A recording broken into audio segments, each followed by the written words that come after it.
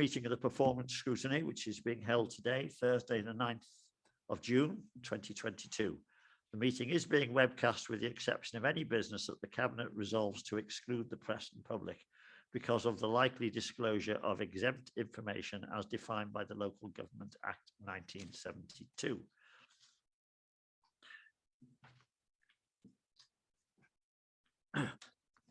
Could I just welcome everybody? This is the first scrutiny committee of the new council. So we're setting the trail for everybody. We're setting the charge, and I'd like to think we'll be setting the example. So welcome everybody. Firstly, can I apologize? I'm not quite au fait with everybody's names.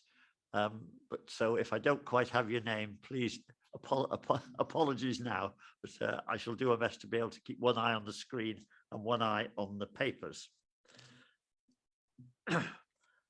Before we get to the business today, I would just like to mention the previous chairman of this committee over the previous council. We started off with Councillor Hugh Llewellyn-Jones from Corwen, who sadly became unwell and passed away, and then Councillor Arwell Roberts continued for his group. So I'd like to express my thanks as their vice chairman for the contribution they made to our scrutiny performance over the last 5 years. So can we now move to item 2 on the agenda, which is, are there any declarations of interest, please? Just before that, just clarify, we haven't had any formal apologies for today's meeting. You will also note that there should be 11 members on this committee. To date, we haven't had the full nominations from all the groups. So we currently have 8 members today, and one of whom isn't in attendance. So, but we are quorate and continue. Thank you. Item 3 then is to appoint a vice chair for the committee, please. Sorry, yes, sorry, I missed that. Declarations of interest. Does anybody wish to declare a personal or prejudicial interest in the business identified to be considered at the meeting? Just for clarity, you'll be aware of the requirement under the Council's Code of Conduct to declare any personal or prejudicial interests in respect of any business to be considered at today's meeting. Such interests should be declared now or as soon as the councillor affected becomes aware that they have a personal or prejudicial interest in today's business. Okay. All members declaring an interest are required to state clearly what that interest is and to advise whether it is a personal or a prejudicial interest as defined in the Code of Conduct. Any member declaring a prejudicial interest is required to leave the chamber for the duration of the business and to take no part in the proceedings. Members with a personal interest only may take part in the debate and on any vote.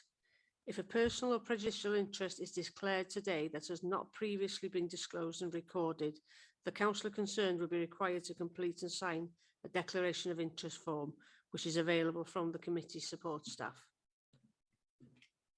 Thank you. No declarations of interest? No. No. Item 3 then is to appoint a vice chair of the committee, please. Are there any nominations?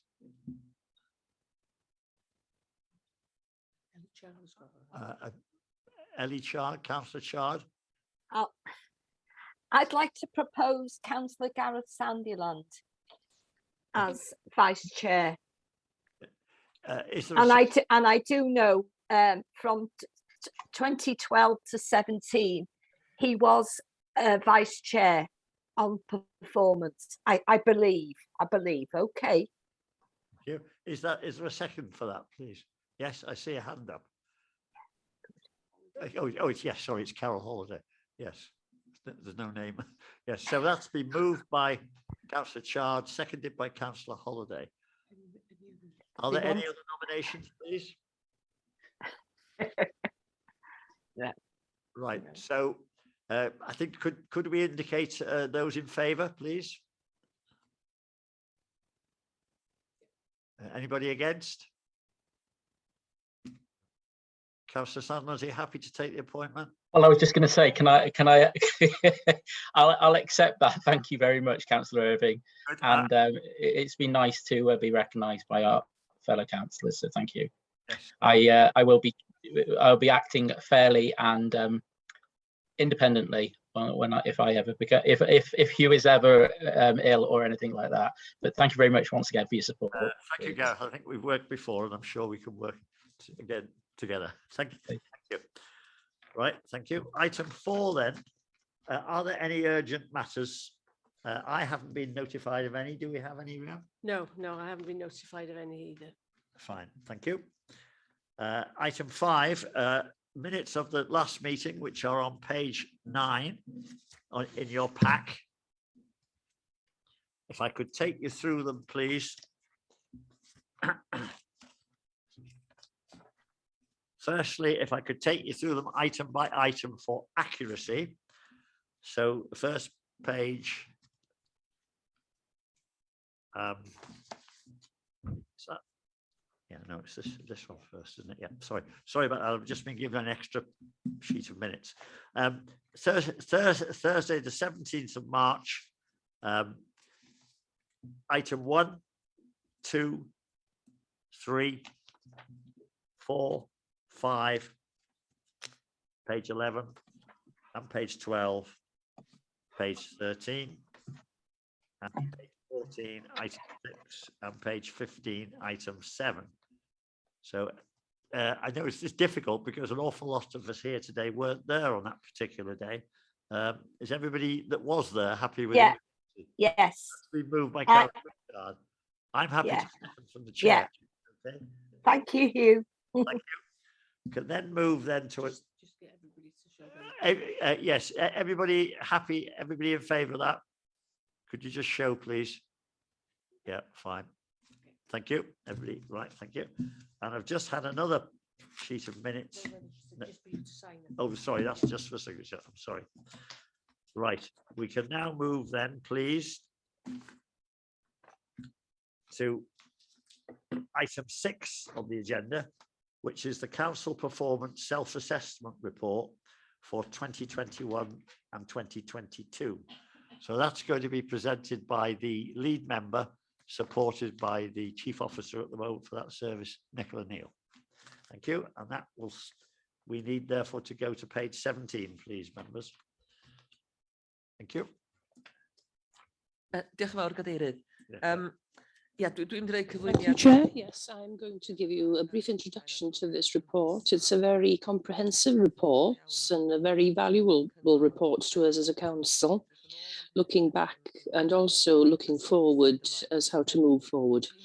I'd like to just inform you that Iolo McGregor, the author of the report, he isn't well today, so he can't be here.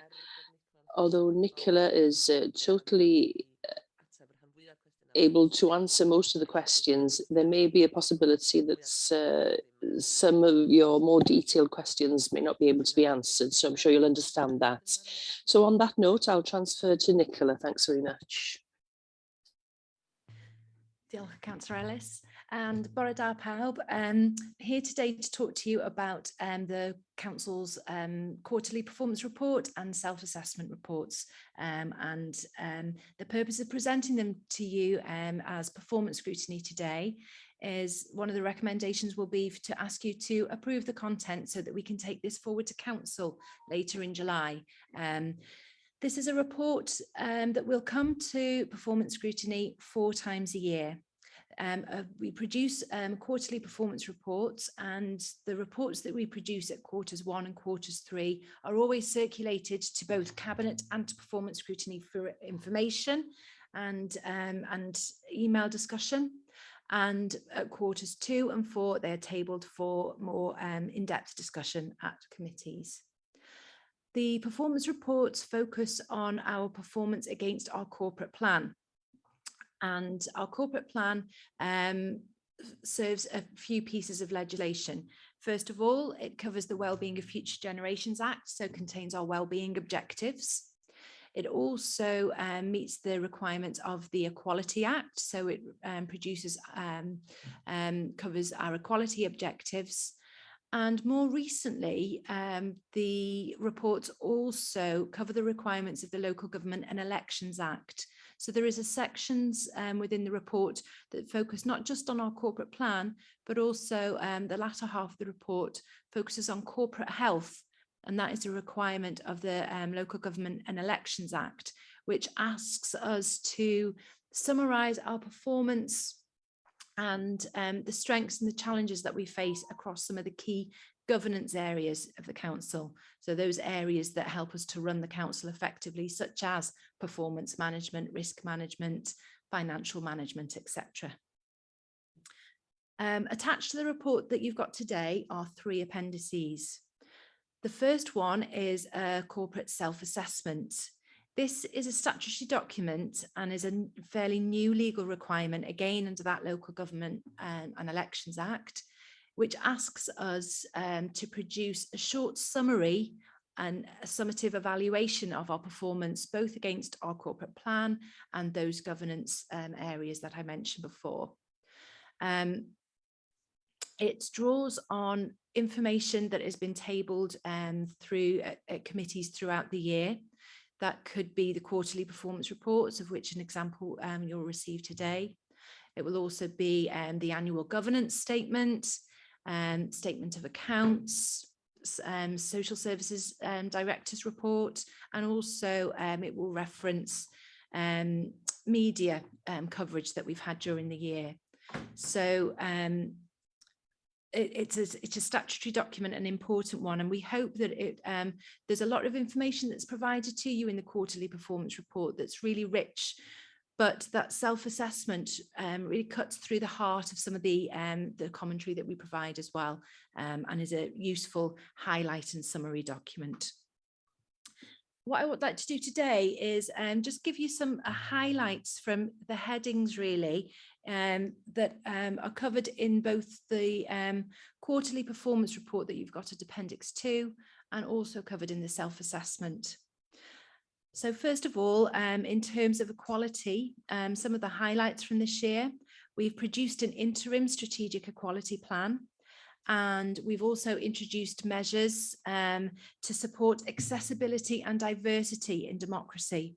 You'll know today is a hybrid meeting, and we hope that measures like that will enable greater participation in democracy. Also on the subject of equality, this year we've undertaken a really comprehensive research and engagement exercise on the experiences of those people who live with protected characteristics. This has informed a wellbeing assessment that we've produced, which is a statutory instrument and is something on which we're required, something that we're required to use to develop our corporate plan. What we have recognised really through doing that work is that there is probably an opportunity for us to improve our ongoing engagement and understanding of the challenges faced by people with protected characteristics. So this is something that we think would be worth building on over the next few years. In terms of housing, we set ourselves ambitious targets in the previous corporate plan, and against which we're largely making good progress, and in some cases exceeding the goals that we set ourselves as well. For example, in relation to the supply of affordable homes. Nevertheless, though, in terms of housing, demand continues to outstrip supply, and this is a long-term challenge for us. It's particularly challenging when we consider homelessness prevention as well, and that's something that you'd see come through the statistics. Another priority that we had in the current corporate plan is under the title of Connected Communities. This largely focuses on the infrastructure in the county, both physical in terms of roads and bridges, and also digital and digital skills that we've got. There's been a lot of support for people over the last few years to help to reduce digital exclusion.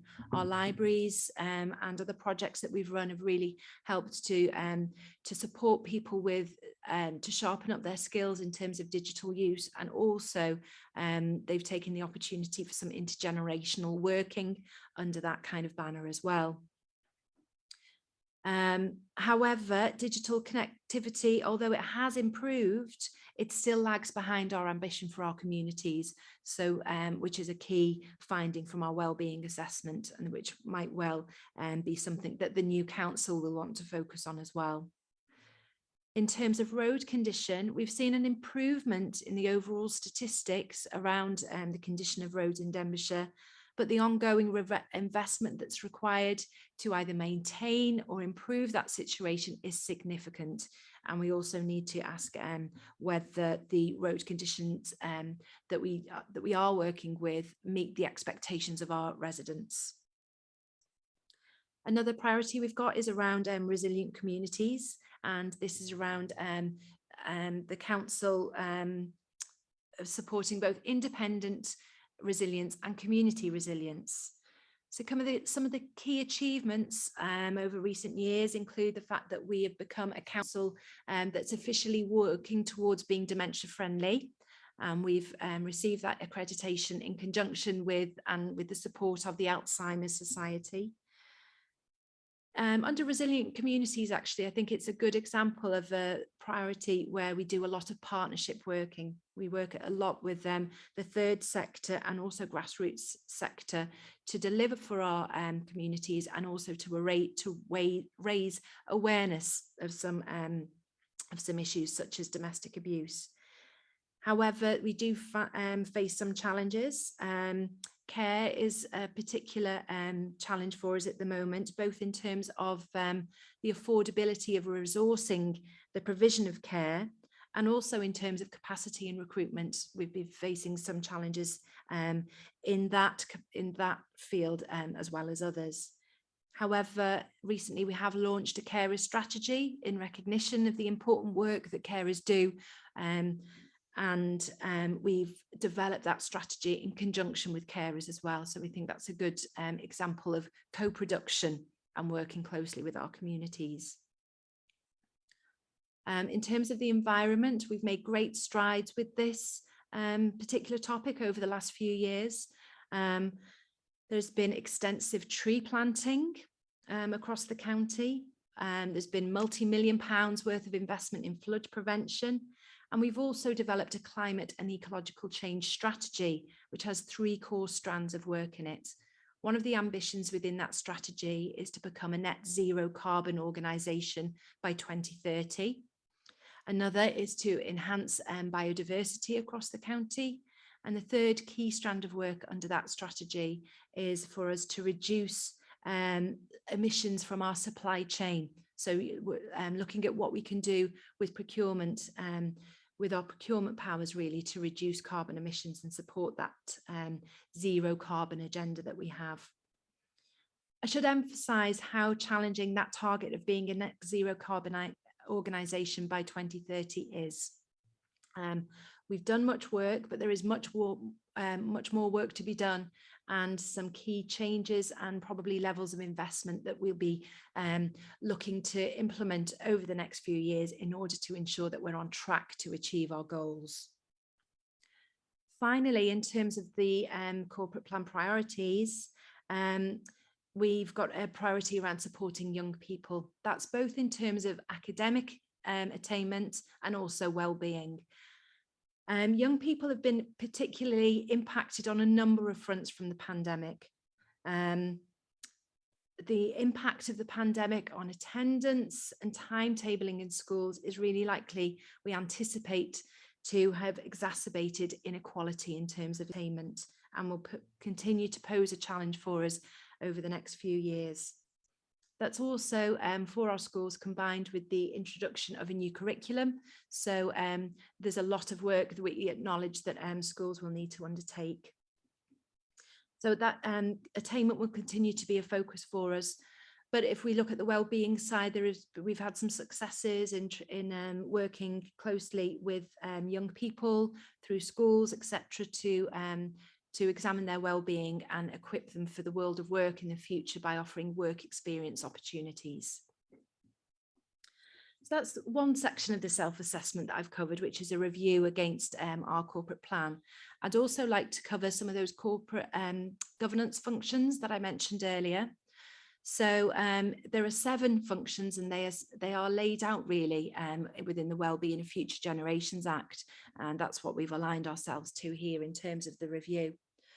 In terms of corporate planning then, we've been meeting new and recurring legislative requirements, It's always a busy time of year, a change of council in terms of strategic planning. We've undertaken a significant research exercise over the past 12 months, which will help the new council to develop its new corporate plan. We've also put in arrangements for responding to the new UK government funds under the Levelling Up agenda. So there's a significant amount of work that has taken or is taking place for us to respond to the Community Renewal Fund, the Levelling Up Fund and the Shared Prosperity Fund.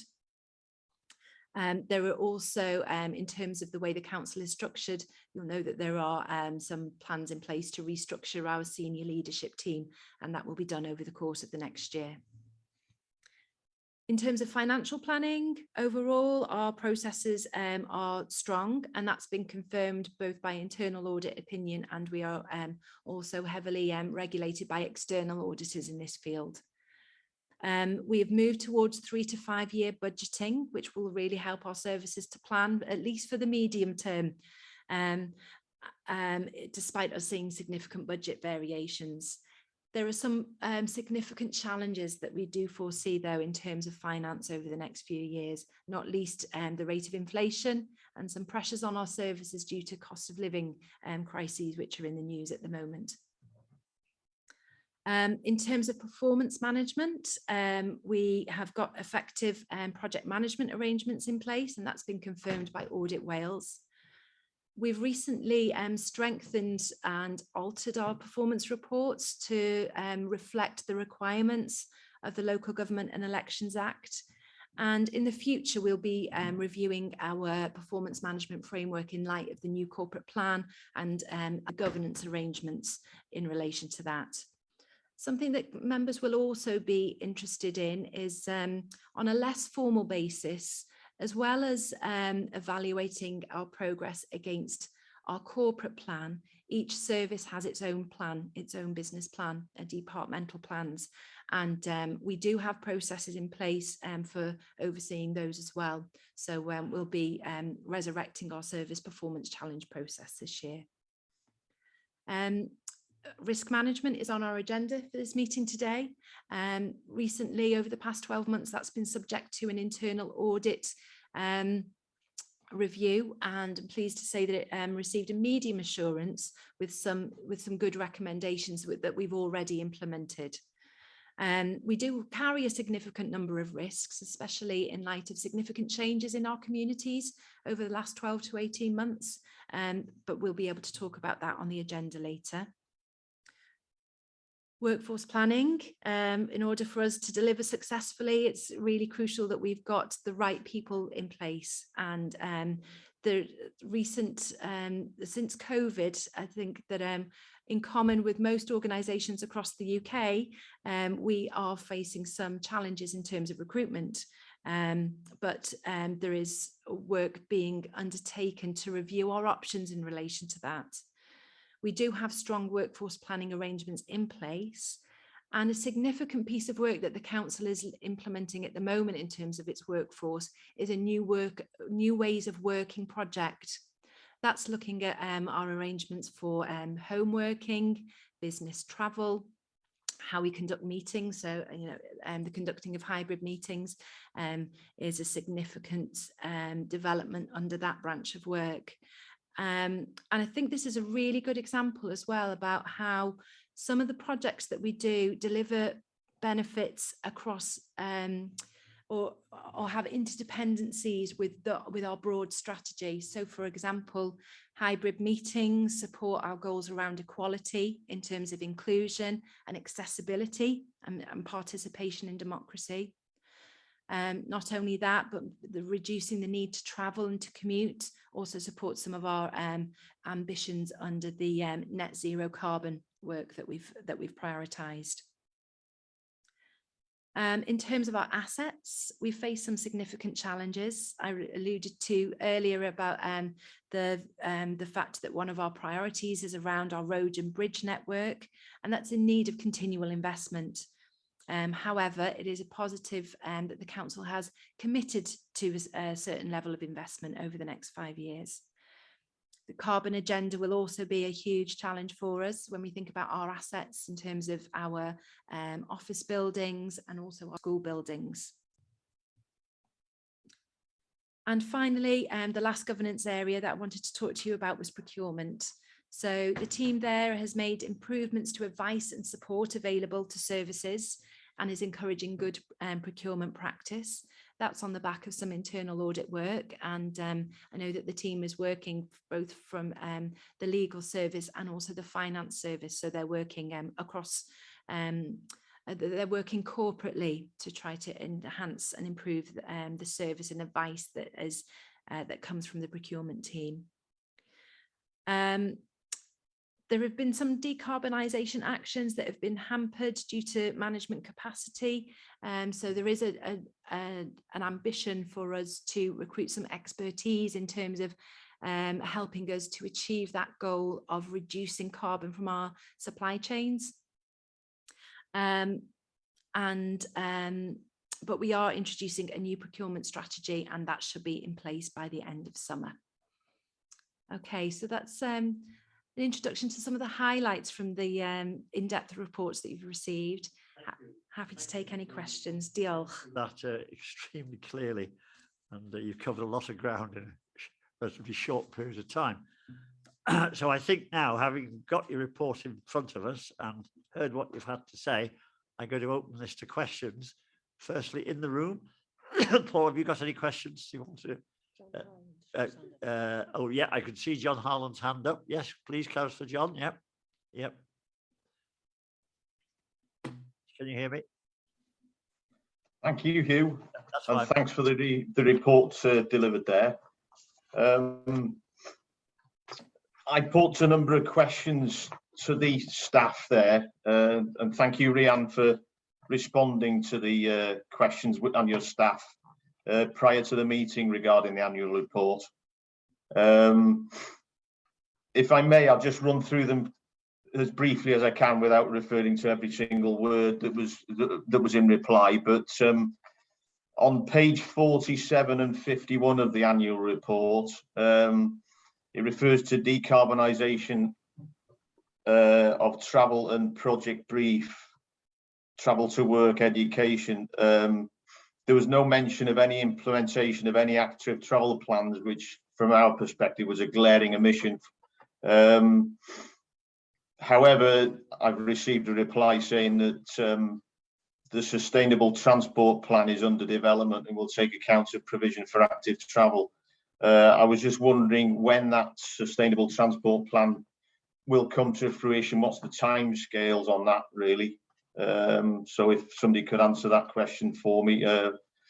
Take all your I've also I'll make a list. sorry. Yeah, it's a list. Yeah, it's a list, Hugh. Yeah, number of different things. Page 64, 3,500 trees have been planted in the last year, I think, as per annual report. But I know from a Freedom of Information request some months ago, there's no monitoring system for these trees. They're aftercare. The reply I received was that going forward, all trees planted under the climate and ecological change strategy on council land will be monitored and maintained for the first 18 months. So that's positive. So I don't really require an answer to that one. Page 71, the supply chain for school meals. We feel we should be aiming for the eradication of plastics altogether. Ellie referred to that before, which was good to hear from Ellie. The reply I received was we get an additional £200,000 a year from the sales of these drinks in schools, which are delivered in plastics. So I sense that the council maybe are reluctant to change policies as regarding plastic drinks containers on the basis of the income that's received from that. I would strongly argue, and I would like the committee to actually maybe discuss this and maybe put a vote, take it to a vote on it, that if that's possible, that we seek other revenues, you know, and eradicate plastic from the system altogether. I don't think that's a good enough argument in these times to retain plastic as a vessel in which to transport stuff, you know, from a council perspective. I think we should be better than that, really. So maybe we could have a vote on that. There was also on page 72 a reference to diseased larch trees, I don't think they should be used for wood fuel in their disposal. I don't think trees should be used for wood fuel at all. I accept many people use fuel now, and I think unless they're persuaded not to, they're going to be going to wood fuel more and more in these times, which could reduce the actual tree stock, certainly in the county. On private land, maybe, you know, but you know, we still need them to reduce carbon emissions. The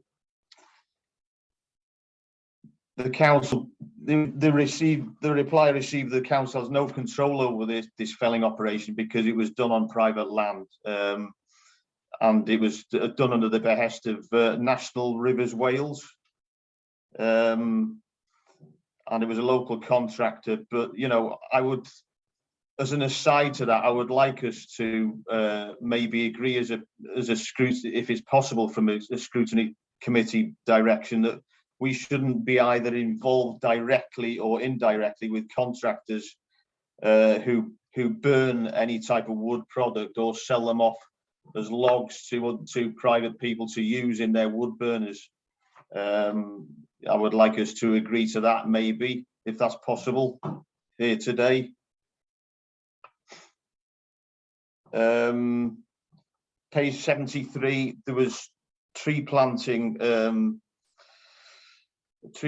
issue. I questioned that the Clwydian range maybe should have an active tree planting plan to return the environment to how it was possibly many years ago, where it was actually covered with trees. We look at it is an outstanding area of national beauty, but in actual fact, trees have been removed from those areas because of grazing animals. You know, we look at basically denuded areas of moorland, for instance, as beautiful, but they actually have had trees removed by grazing animals over well, many hundreds of years, really. And I think we should be planting trees in areas where, you know, where they don't exist and they're considered beautiful. But I think where we own the land, we should actually be having a tree planting program. The reply I got for that was the ANOB team have taken every opportunity to plant trees or encourage community groups to do the same. And tree planting has largely taken place on publicly owned land. So, you know, that was a positive response. I noticed current planning policy as well in the reply precludes onshore wind turbines within ANOBs, and any change to that is not a local decision, because I personally don't see that we should be disallowing the production of wind turbines and the implementation of wind turbines in any area. I don't think any area should be off limits, even on grounds of supposed beauty or whatever. If we think about pylons across the country, the electrical pylons, they could be viewed to be horrendous, but we don't seem to talk about them as being awful to view, because we've accepted them over a number of years. And I would argue that we will do the same. So I feel that we should be, certainly as a council, you know, considering wind turbines onshore and not necessarily offshore all the time. I think our views have to change. I won't keep you much longer here. On page 86, the media monitoring, it said only 9% negative stories about the council. I questioned how these figures were got at, because media monitoring really has changed over the last sort of 5-10 years, or it should change anyway, because most people now engage with Facebook, Twitter, social media. The traditional methods of media have changed. A lot of people don't. I'd argue the majority of people don't get a newspaper even now. And I think the council should re-examine the way they're looking at media. The answer I got was we use the traditional media as an indicator of general reputation of the council, which is common practice across the sector. I mean, I would argue that we need to change those ways of monitoring to adapt to the modern times. Page 86, only 36 of the council spend was with local suppliers. I feel this should be increased dramatically and not only done on the basis of cost alone. The reply I received for that was a new procurement strategy will be presented to councils for approval in the summer, which may be an opportunity to call the item in for further scrutiny. So that was a positive response there. So I hope we can get this debated, the two things debated really. I'd like an answer to the sustainable transport plan, when it's going to be actually produced, and certainly the plastic drinks issue, to seek other revenue. So those two things really. If you know, I went around the houses with the other issues to explain to you what answers I'd received prior to this meeting. So I hope you appreciate that. Thank you. Those are your two principal questions. Yes. Yeah. Okay. Right. I noticed Gareth Sandland's got his hand up. Yeah, it's two separate issues up from the report. Do you want to take John's first while we're on it, or do you want me to go into something different? The lengthy address there. Yes. Yeah, I think Rhiannon wants to just draw our attention to something, please. Just on the point of the plastics issue and schools. Just to be clear, this committee can't take a decision. It's a scrutiny committee. It can only make recommendations. Now, scrutiny in the last council made recommendations following the work of a task and finish group with regards to plastics. That's where the use of plastics and those plastic cups have gone from county offices. It then progressed to look at school meals, which was a very complex area. And COVID struck. There was a delay because of that. But it did take a report to Cabinet, I think it was February this year, March, was it? Sorry, it was March this year, regarding trying to reduce the use of those plastics and the income that we were getting from selling plastic water bottles in school to help with the school meals budget. I know Councillor Hilditch Roberts is here, who's the former lead member for education, so he may want to contribute in a minute. But the crux of that was that the Cabinet decided that, in principle, they basically agreed with it, but at this moment in time, they couldn't afford not to do that. And they are lobbying the Welsh local authorities and the Welsh Government and the WLGA as well, I think, to try and get all schools to move away from the dependency on this kind of income coming in. Thank you. Just as Rhiannon was saying, we did actually have a task and finish group in the last council, which specifically looked at plastics and school meals, and we had a number of presentations from the officers in that service. So the conclusions of that task and finish group have gone through the council, through Cabinet, haven't they? I think. Yeah.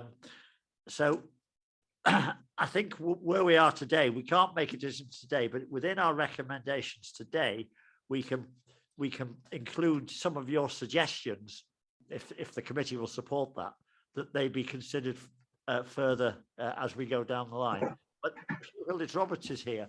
So I don't know who, because you were a lead member in that authority. Do you have a contribution you'd like to make?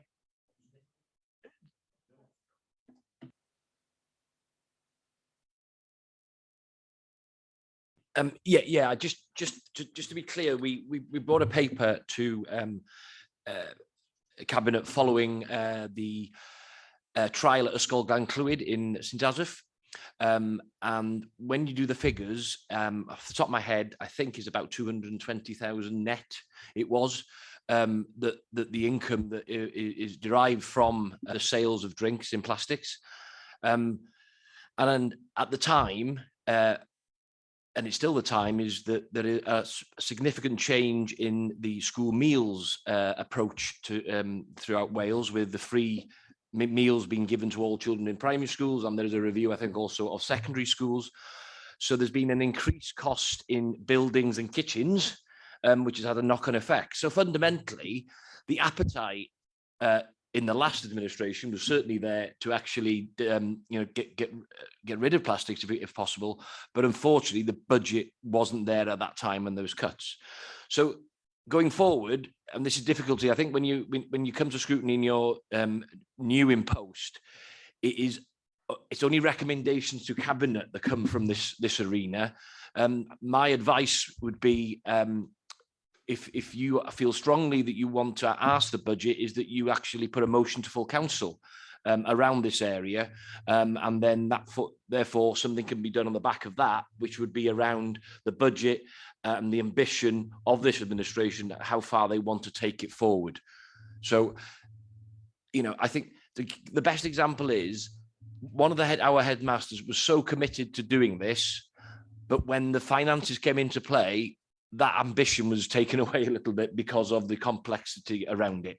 So I think the ambition is here, but it's the bang is in the buck, and you need to find a buck, and you've got to ask a new cabinet for that, I think, now. Nicola, do you wish to make a response to these various points that John Harlan's raised? I think that the plastics issue has been covered. I would echo everything that Rhiann and Councillor Hilditch Roberts have said.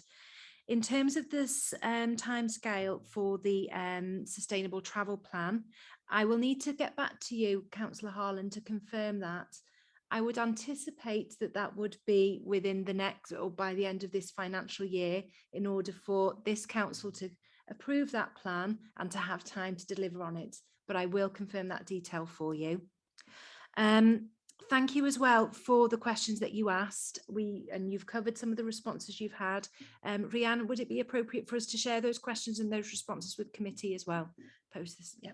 Diolch. Responses, John, how do they fit with your comments, please? Yep, come in now. Yeah. Thanks you, and thanks everybody else. Yeah, I suppose I'd like to skip along really there. Can we make a recommendation then to council on this plastic bottle issue? Because I think we should seek other revenues for this, rather than using the use of plastic as a revenue gatherer. I don't think that's acceptable in these times. So, but people may disagree in the committee or whatever. So can we take it to a recommendation vote? I don't know.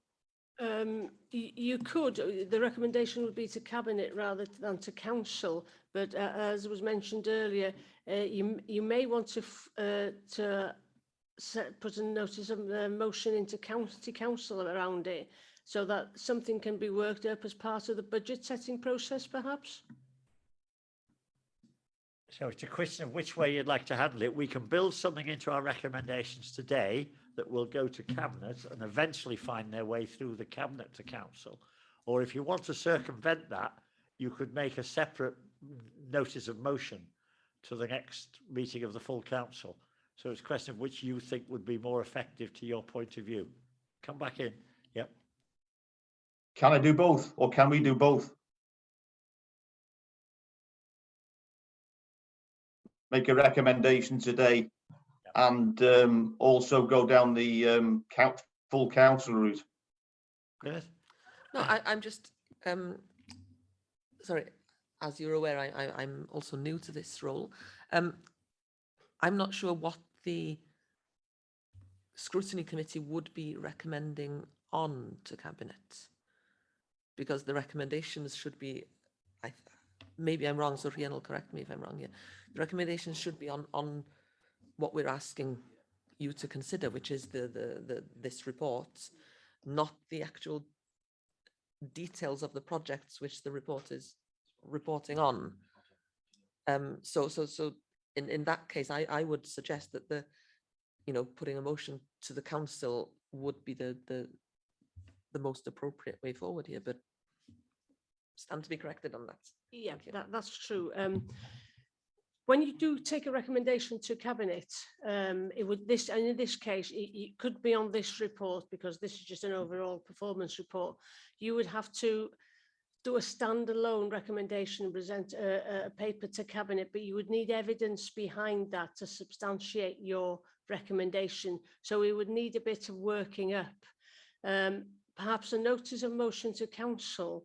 What you would do there, you would gather the support of the council, and then the council would form a formal recommendation then. Perhaps, I don't know what their decision would be, but one thing would be they could consider is to perhaps that is looked into as part of the budget setting process going forward, which will give officers then time to sort of consider various options and various ways to fund any deficits that was occurring because of the reduction in the use or the sale of plastic water bottles in school. It would give them a bit more time. Yes. So we can't make a recommendation on individual items within the annual report. It's so we recommend the annual report as a whole or whatever. Is that correct? Yeah. What you could do is you could identify aspects from within the annual report that you may want to look at further in scrutiny at future meetings. And that may be one of them. You may want to put a formal proposal form in for scrutiny to have an in-depth look at the plastics in school catering, but they have already done work on that. So, but if you want to do that, you can. But on this report today, basically, it's here for you just to be updated on the position, the report over the last year, and what's been achieved and what hasn't been achieved. Okay. So, sorry, I'll finish up here then. So how do I take this notice of motion to the council forward? Where do I go with it from here? That can be done if you have a word with Gary Williams, the monitoring officer. But Right, okay. I'll ask him to contact you regarding it, so he can have a word with you. Lovely. Thank you, Rhian. Okay, so I think the rest of your items, John, were more comments, I think, than questions, weren't they? I think. Were there any other questions we haven't addressed? Sorry, Hugh. I think I was next. Sorry. Now, Gareth. Okay. Right. Okay. Okay. Your first, please. Right. Okay. So it's regarding the report on how we measure the reduction in poverty. So how closely do we measure the reduction of tackling poverty and the positive effects on areas of multiple deprivation? Because we've had areas of multiple deprivation in certain parts of the county for, decades. We've never tackled it. It needs to be tackled through this next 5 years.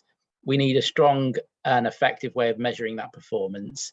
And I think it ties into the fact that on the economic development and regeneration, particularly the tourism I picked out section, there is no measurable impact recorded currently. And I think we do need to, that's one of the indications that we've got a successful economic plan tied into the reduction in tackling poverty. So I think that is an area which will be closely followed and updated for the new corporate plan. So I was just wondering your views on that, Nicola. Thank you.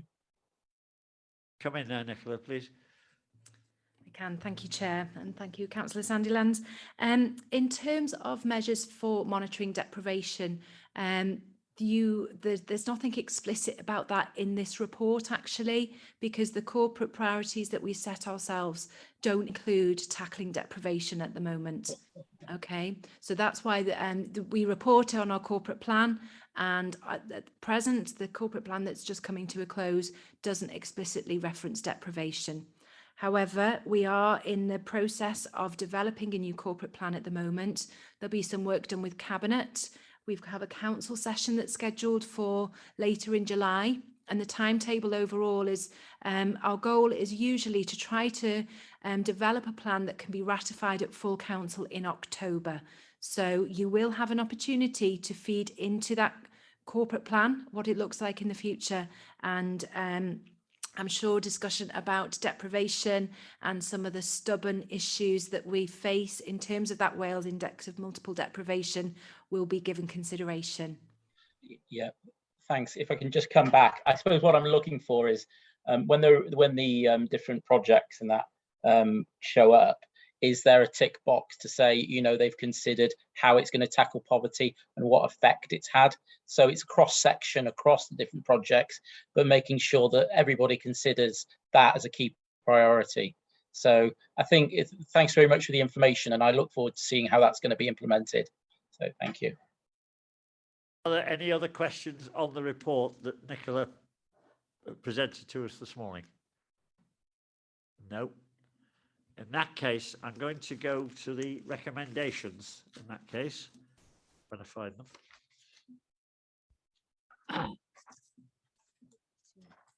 Page 18.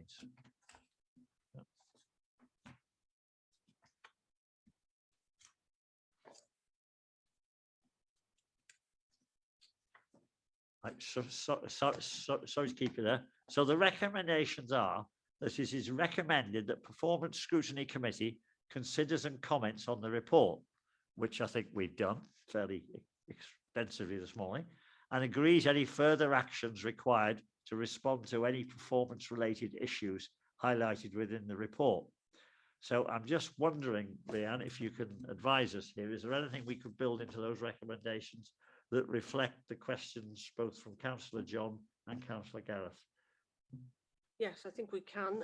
I think we can say that that we received the report as provided, but that there were questions raised in relation to carbon reduction, active travel, the use of plastics and deprivation, and weave them into that recommendation, and then you know that we will be looking at them going forward. Well, are the members happy that that covers the events this morning? Because of course it will be open to, yes, so somebody move then that we make those recommendations, so at least we're building into recommendations today the comments that have been made in debate in the last few minutes. So will somebody move that for me? Move. Yeah, and seconded by John. I Yeah. think, John. Is everybody in favour of that? Thank you. And on the subject of getting something before a scrutiny committee, which I can see Councillor John will need to do, Rhian will explain that later on in the agenda. So if you could just wait for that, please. So we now go on then to item 7, which is the Corporate Risk Register review. And this is to consider a report by the Strategic Planning and Performance Officer and the team leader. The copies enclosed, and seek committee's views on the amendments made to the Corporate Risk Register as part of the recent review. So again, Councillor Gwyneth, is that yourself? Yes, Chair, diolch yn fawr iawn. Thank you. Felly, yeah, eto swn i'n hoffi... Yeah, so again, I'd like to present this report, which represents the latest information that we have about the February review of the Corporate Risk Register. To give you the details about that, we have Emma Horan. So I'll transfer over to Emma. Thanks very much. Thank you very much. So Emma, if you can take us through the report, please. Yep, sure. Diolch yn fawr iawn. So as we talked briefly this morning about risk, this is one of a report of the most recent structured review of the Corporate Risk Register, which we started in February this year. So we're providing this report for information, and we're asking that you consider and comment on the amendments made to the corporate risk register, and also note the new summary document at Appendix 3, which summarises all of the current corporate risks. So as I described this morning, for those that were in attendance, the corporate risk register is jointly owned by Cabinet with the senior leadership team. I'd just like to maybe clarify, correct some wording at 4.1 to say that it was more of a, we do 2 structured reviews rather than formal. I think we've like to correct that choice of words there. So it's reviewed in a structured way with all risk owners, then it goes through to Cabinet briefing. So following each of those structured reviews, so following being presented to Cabinet briefing, it then comes to this committee for your input and is then shared with Governance and Audit Committee. Every report that we provide on the latest structured review, we will always give you a link to the previous review so that you can track any changes that take place from one review to another. You will note that the corporate risk register is large. It is in its complete form at Appendix 1. Again, like performance, the reason that it's long is because we now use more words, if you like, with the absence of being able to use any kind of colour scheme in line with accessibility standards. You'll also note in Appendix 1 that the lead members for each risk were those that were in place at that point in time. So as things develop now, we will need to work with our new lead members to identify the appropriate lead for the corporate risks and make sure that they're fully up to speed and involved in the controls in relation to those. I'd like to briefly take you through section 4 from 4.6 on. And I just want to highlight some of the kind of key moving and shaking that's happened across the corporate risk register.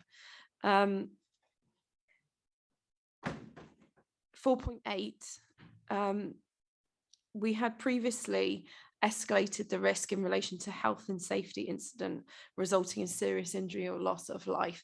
We escalated it, or it was escalated at the point in time when there was some concern about social distancing and how office space was going to be used during some of the controls in place around COVID-19. So those have been downgraded now in line with the downgrading in relation to COVID, and that's been brought back into an acceptable level of risk. Risk 16 in relation to 4.9 talks about the risk that we used to have about the impact of welfare reform, in brackets universal credit, being more significant than was anticipated. That was more about the systems and rollout of the new welfare reform at that point in time. That risk has been deemed to be not within the criteria requiring cabinet and senior leadership management. So that's been taken out of the risk register. That's not to say that there might not be other risks in relation to poverty, and those are talked about a bit later. Risk 18, this is a risk that has been escalated this time, which is around programme and project benefits not being realised. In kind of simple terms, it's what I was saying earlier about costs going up and that affecting the scope of projects and the budget of projects, and that is causing some stress to those projects. Okay, so that's why that's gone up. That reflects those broader economic challenges. That risk isn't within risk appetite. So some firmer controls have been introduced around more challenge around contingency planning and budget and all that kind of stuff, among other controls, which are listed in Appendix 1. Now in 4.11, I talk about a slight a change to risk 36. That was always a risk that had been kind of focused on Brexit, but this has been reshaped recently. You'll notice in the corporate risk register, we've got risks that talk about finances and the impact on council finance and the financial environment and the impact on council finance. Risk 36 has been updated to think about and acknowledge risks in relation to the financial environment externally and businesses and communities. So that's changed since last time. The February review also identified 2 new risks. The first was about any future funding regime not allowing us to continue to support those vulnerable learners and disengage young people through the projects that we used to have called Track and AdTrack because they were funded by EU funding. There was some hope or that there may still be some possibility that they could be funded through the UK Shared Prosperity Fund, but that hasn't been confirmed. So we're still looking for solutions, and for now it remains a very high risk. The final risk, which is a new risk that was identified and put onto the risk register in February, was about a risk that has been agreed across North Wales by social services directors, and that's why it's been put onto a corporate risk register. There's a new Welsh Government commitment to eliminate profit from the care of placements for looked after children. Whilst everyone across the region is in support of that, there is a risk of suppliers and those placements that they provide becoming unstable or unsuitable in terms of for the looked after children themselves. So that's a new risk that was put onto the register.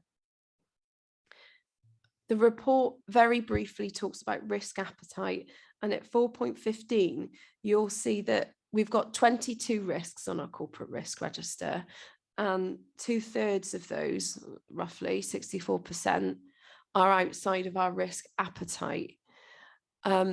I think my own view is that we shouldn't necessarily be alarmed by that. It probably is a reflection of the fact that these are our most serious risks that we as a council are facing, and therefore many of them are not within our risk appetite. It's not where we'd want to be with them. That's all I want to say on that, and I'd be happy to take questions on any of the detail. Thank you. Thank you for that report, Emma. Now, members, this is, as Emma's just explained, this is the corporate risk register. Emma's been through the risks that are in it at the moment and the variations. Are there any questions for her, please? No, no, no, don't think so. No questions. Lead member, do you want to comment on anything? No, no.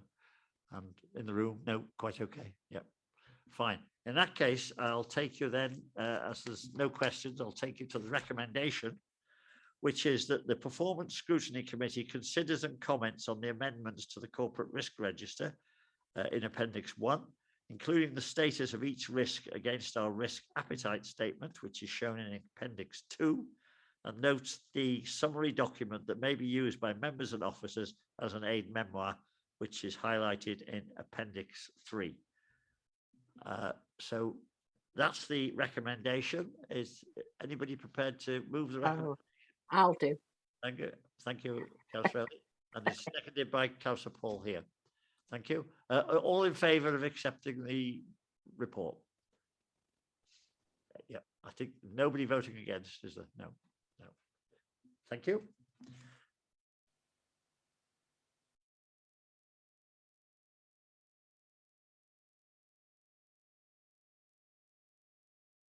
Coordinator Rion on my left here will take you through this report, and I would say to members, particularly members that have just arrived in this strange world of scrutiny, that if you do have any queries or anything, Rian is absolutely the knowledge on this subject, so please consult and ask her and she'll put you on the right track.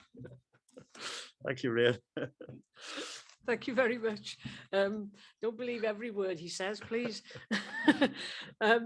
I'll take a bit of time going through this report today because it'll be brand new for some of you, and some of you were in attendance on the scrutiny training the other week, and you will probably realise what scrutiny can and can't do. But as has been mentioned earlier today, you can make recommendations, but you can't take decisions.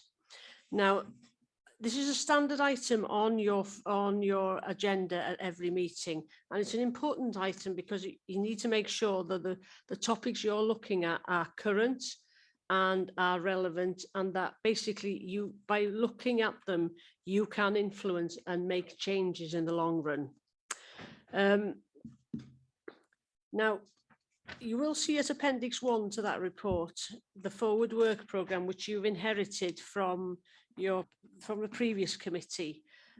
Your next meeting is scheduled on the 14th of July, and you have got 4 items on there already. Now, 4 items is the optimum amount we suggest as best practice, because it gives you sufficient time to debate in detail. Then that's this morning, we started at 11, so you had 2 hours really, or more or less, to discuss the items in front of you today. We usually start at 10 o'clock. Another practice we have been running previously, pre-COVID really, was to have a pre-meeting briefing session for all committee members, where you will have had the reports, you could go through them and pick out the items of interest for you, and to start devising a questioning strategy so that you can focus the debate at the meeting.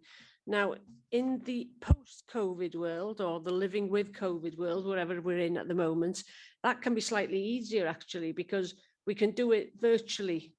So we don't have to sort of set anything up, especially in Rhythyn, you have to travel. So if you're happy, we can arrange for that to take place a few days before the actual committee meeting via Microsoft Teams. We can go through the areas of interest to yourselves and start planning some questions for the meeting itself. Now, the items on your forward work programme for July, there's a couple of items there on education. Mention has already been made this morning, I think, of the new curriculum for Wales. And they would like to bring you some information on that for you to scrutinise, have a good look at. It would also help you to get up to speed with the new changes in the education framework in Wales. And also there's a report there on additional learning needs transformation and the impact that is having on the council. For education related items, we have statutory education co-opted members who are members of a committee when it discusses education. We have vacancies for 5 on the council here, but at the moment we've only got 3. We've got a representative from the Church in Wales, the Roman Catholic Church, and the primary parent governor sector. We've got vacancies at the moment for a secondary parent governor sector and a special schools parent governor sector. But the 3 members we currently have will be joining you at the next meeting for the discussion on those 2 items. And like yourselves, they are full voting members for those items. The other 2 reports which you've got on for July are the draft Director of Social Services annual report, which comes to you on an annual basis before it goes to County Council for approval. And then there's a new one which officers are very keen for you to have a look at. And I think it's one that may be of concern as well, is the Social Care Market Stability Report. So they want to make sure that what they've assessed as the potential future needs for social care going forward, that they've got everything included in that assessment, and so they want your input into it. So if you're happy, those are the items on your next committee agenda. Now, having items on future agendas, we have got a process which we've established here a few years ago, and in Appendix 2 to your report, you will see a form which we ask members to complete if they think scrutiny should be looking at something. Now, like Councillor Harland has raised a number of matters this morning, which you may want scrutiny to have an in-depth look at. That's the form you'll need to complete. It asks you about various different matters, and on the back of it, there's this test that is applied. When that form is then submitted to the Scrutiny Chairs and Vice Chairs group, which considers the request based on the paper test at the back of it, which is public interest, the ability to have an impact, and that is key. That scrutiny, there's no point in scrutiny having information about something. The information has to enable scrutiny to have an influence, to make recommendations, to change things or to shore things up. If it's a performance matter, yes, you can also have a look at it. Does it affect the entire county or a large population in the county? That is also key. If it's a very local matter, what will happen is the Scrutiny Chairs and Vice Chairs group probably won't accept it onto a scrutiny work programme. They might refer it onto a member area group or somewhere similar. And replication, we want to make sure the scrutiny isn't duplicating work that's taking place somewhere else, so we can get the best value out of it. Now, any one of you can fill that form in at any time, and then if you send it back to me, I'll make sure that the Scrutiny Chairs and Vice Chairs group at that next meeting will consider that request. If you need any help with filling it in, please contact me. That's no problem at all. At Appendix 3 to your report, you will see the Cabinet Forward Work Programme. That's there for information for you, really, just in case you spot anything on there that you think might merit coming to scrutiny before it goes to Cabinet, or if there's anything there you're unsure of. And then in Appendix 4 is just basically an update on the recommendations from your last meeting. So when you get your next meeting in July, the recommendations from today will appear on that document with the progress on them. There usually is another agenda item on scrutiny agendas, which is called feedback from committee representatives on boards and groups. Now, that isn't there today because as yet, we haven't appointed anybody to serve on the committee's behalf on any council boards or group. But when we do, that'll be your opportunity then to feed back to the committee on the discussions that have taken place at those groups. There may be items there that may draw your attention, that may benefit from scrutiny. So there's a process anyway, you can suggest that they're escalated to scrutiny and that form again can be used. On that form, we've got a similar form that members of the public can use if they want to bring anything to scrutiny's attention, and also if officers want to bring reports to committee. So it's a fair process for all, if you like.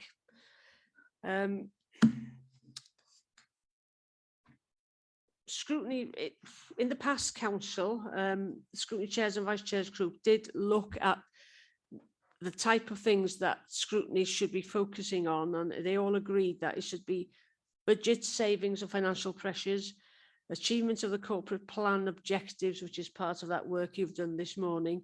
That will also come into play for this new council, and any other items agreed by the Scrutiny Chairs and Vice Chairs group following that proposal process, and any urgent or unforeseen or high priority issues that might come to light that probably we've all missed during the course of the term.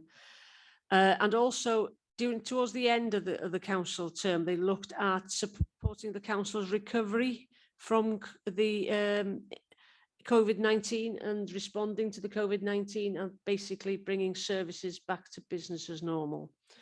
So those are the kind of things that we're looking at. So I think that's me done for today. If any comments or questions? Any questions for Rhian? No.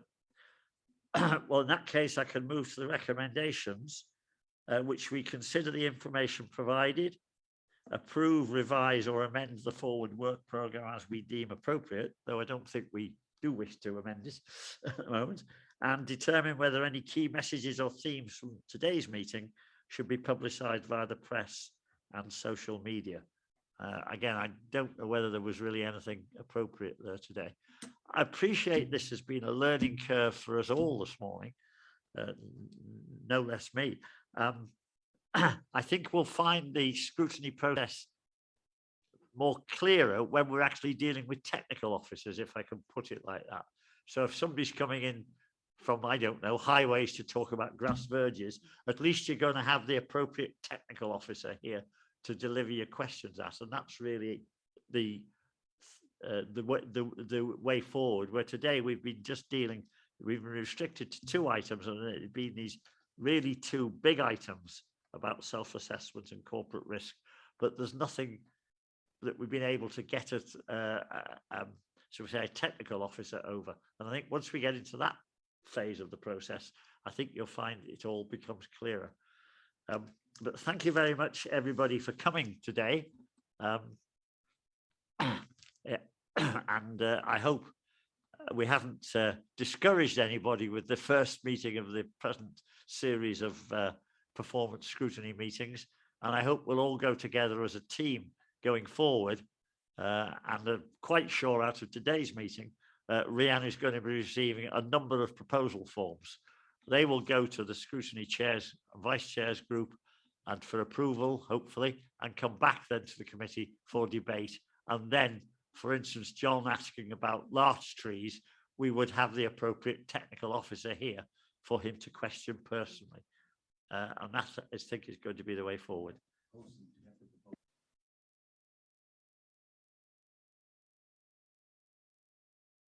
You will do. It's proposed by Paul. Can we second the recommendations? Thank you. Yeah, that's coming from Ellie. Thank you. Yeah. Thank you, everybody, for your time today. As I say, if you have any queries, please contact Rhiannon and she will make sure that you get the correct answers, I hope. Lovely. As well, the questions which Councillor Harland sent in beforehand, I had a comment from the officers today that was really useful. So if any of you want to use that practice, by all means, you can send them to me, and then I can sort of disseminate them out to the various officers to get your responses. But yeah, by all means, do that.